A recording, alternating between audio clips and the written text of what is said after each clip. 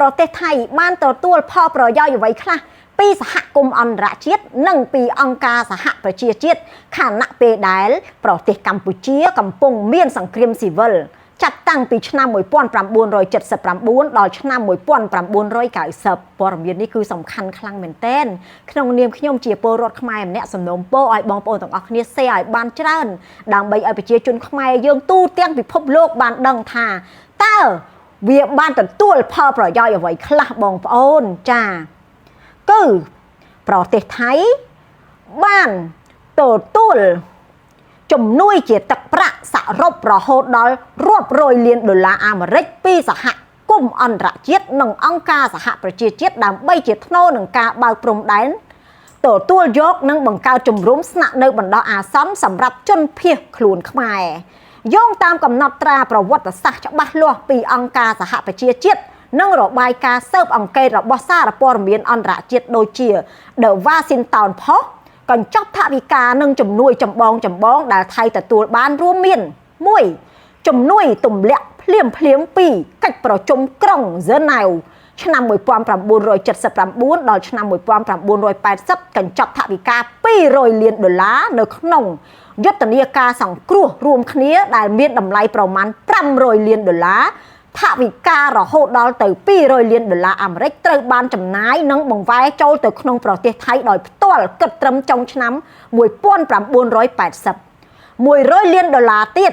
សម្រាប់ការគ្រប់គ្រងជំរំទឹកប្រាក់ចំនួន100លានដុល្លារត្រូវបានផ្ដល់ឲ្យថៃសម្រាប់ដោះស្រាយការហូបចុកស្នាក់នៅនិងសុខាភិបាលរបស់ជនភៀសសឹកខ្មែរប្រមាណ150000នាក់ដំបូងដែលនៅក្នុងជំរំដូចជាជំរំខៅអ៊ីដាង50លានដុល្លារសម្រាប់ស្បៀងអាហារប្រើប្រាស់សម្រាប់ទិញអង្ករស្បៀងបម្រុងនៅតាមបណ្ដោយព្រំដែន2ជំនួយប្រចាំឆ្នាំតាមរយៈយន្តការពិសេសរបស់ UN ឆ្នាំ1982ដល់ឆ្នាំ1990ក្រោយមកអង្គការសហប្រជាជាតិបានបង្កើតទីភ្នាក់ងារពិសេសមួយឈ្មោះថា United Nations Border Relief Operation ដើម្បីគ្រប់គ្រងជំនួយតាមព្រំដែនថៃកម្ពុជាទីភ្នាក់ងារនេះចំណាយថវិការហូតដល់ទៅពី30ទៅ60លានដុល្លារ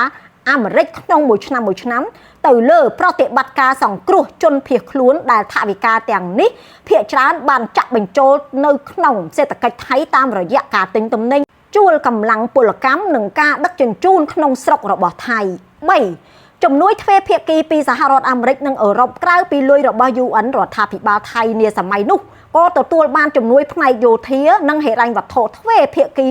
រាប់រយលានដុល្លារបន្ថែមទៀតក្នុងមួយឆ្នាំពីសហរដ្ឋអាមេរិកនិងបណ្ដាប្រទេសលោកខាងលិចដើម្បីជួយពង្រឹងសន្តិសុខតាមព្រំដែននិងសម្រាលបន្ទុកសេដ្ឋកិច្ចរបស់ថៃសរុបមកការយល់ព្រមឈប់រុញច្រានជនភៀសខ្លួនខ្មែរទៅស្លាប់លើចំការមីនដោយកាលពីព្រឹត្តិការណ៍ភ្នំខ្មោចនិងការបើកជំរំនៅលើដីថៃមិនមែនជាការចំណាយលុយផ្ទាល់ខ្លួនរបស់រដ្ឋាភិបាលថៃនោះទេប៉ុន្តែវាជាអាជីវកម្មមនុស្សធម៌ដ៏ធំមួយដែលមានការធានារ៉ាប់រងនិងបង់លុយជំនួយទាំងស្រុងពីសំណាក់សហគមន៍អន្តរជាតិនិងអង្គការសហប្រជាជាតិនេះហើយគឺជាអ្វីដែលខ្ញុំចង់ឲ្យបងប្អូនshareឲ្យបានគ្រប់គ្នាណាហើយបងប្អូនទាំងអស់គ្នាកុំបារម្ភថាតើខ្ញុំនិយាយភាសាខ្មែរហ្នឹងថៃវាដឹងអត់សម័យនេះគឺទំនើបណាស់បងប្អូនគឺគេមានម៉ាស៊ីនបកប្រែចាអញ្ចឹងហើយបានខ្ញុំថាអាកពួយចោលថោកទាបនេះវាខ្លាចរឿងភ្នំខ្មោចដែលផលិតកម្ម LD Entertainment ផលិតឡើងនឹងណាស់ចាបងប្អូននាងខ្ញុំពិតជាអរគុណចាផលិតកម្ម LD មែនតើដែលគាត់បានផលិតរឿងនឹងឡើងវាចាក់ដោតខ្លាំងមែនតើក្នុងខួរក្បាលរបស់ប្រជាជនចៅសៀមចាបងប្អូនហើយអ្វីដែលខ្ញុំផ្ដល់ព័ត៌មានក្នុងវីដេអូនេះគឺវាជាការពិតប្រទេសចៅសៀមគឺទទួលលុយច្រើនខ្លាំងមែនទែនពីសហគមន៍អន្តរជាតិនិងអង្គការសហប្រជាជាតិហើយគេធ្វើអីមួយគេល្ងងទេគឺគេដឹងណាស់តែអាកពូចចៅនេះវាមិនទទួលស្គាល់ការពិតបងប្អូនចាអើយអរគុណច្រើន